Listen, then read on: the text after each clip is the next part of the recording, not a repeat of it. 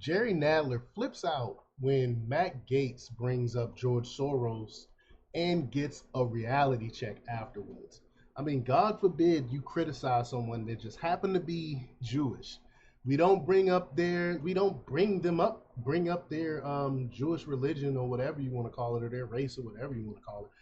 We don't bring that up. We just talk about what's happening, what they're doing wrong, how a person might be politically destroying our country. If you mention that and they happen to be Jewish, you automatically call anti-Semitic. This is ridiculous. And now statements like I think I think Matt Gaetz should bring this up. I don't know if Matt Gaetz even talked about it yet, but the anti-Semitism bill.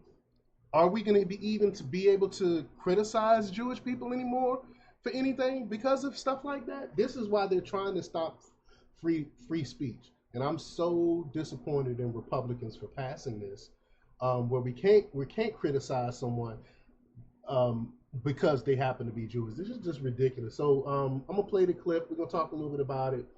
But before we get started, go to hit that like button, share this out so we can get this information out there. Subscribe if you're not already a subscriber, and hit that alarm bell so you know when I'm putting out new stuff. Also, check out my link tree in the description. It has a link to my Patreon. That's where I talk about things I can't talk about here. There's also a link to my Instagram and my merch store. Also, check out jjthepsychotherapist.com for news as well. All right, let's talk about this news. Now, this comes from Colleen Lindberger, and they report that Rep. Jerry Nadler completely lost his mind during a House Judiciary Committee field hearing Friday after Rep. Matt Gaetz dared to invoke the name of far-left pro-criminal billionaire George Soros.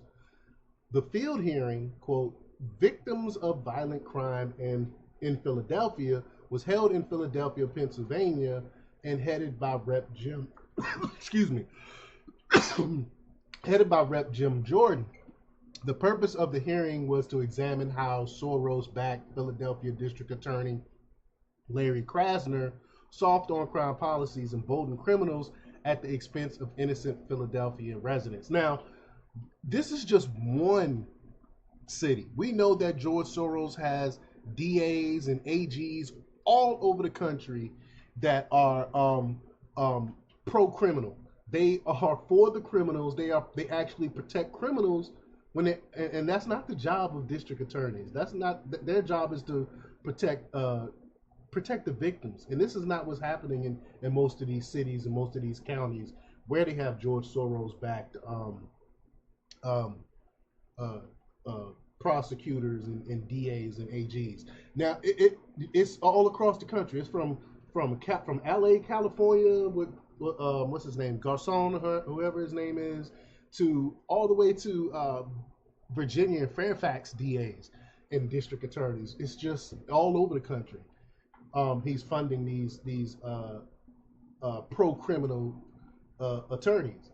But as the Gateway Pundit readers know, Soros-funded prosecutors across America have declared war on law-abiding citizens by refusing to prosecute violent criminals and allowing this country's famous cities to resemble scenes from the Purge. During the hearing, Gaetz began reading headlines about these pro-crime district attorneys letting bad guys off the hook when Nadler opened his mouth. He loudly accused Gaetz of promoting anti-Semitism by mentioning Soros, just mentioning his name, who is culturally Jewish but does not believe in God in connection to violent crime. I mean, George Soros is true. He's an atheist, but because he happened to be Jewish, what some people believe is Jewish, but that's a whole nother rabbit hole. But because he's Jewish, he's beyond reproach. You can't criticize him for his policies. We don't mention his Jewish heritage at all. It has nothing to do with that. But Gaetz calmly responded to Nadler's outburst by giving him a simple reality check. Not everything about Soros is anti-Semitic, and these critiques focus on matters of public policy that affect everyday Americans.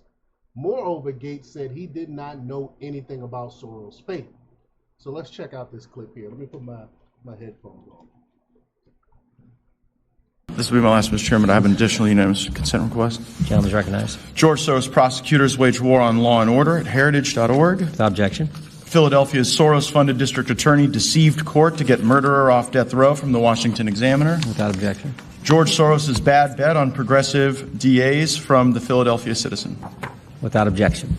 So these are all headlines in newspapers. So I guess all these newspapers are anti-Semitic for mentioning that George Soros support these DAs that are soft on crime.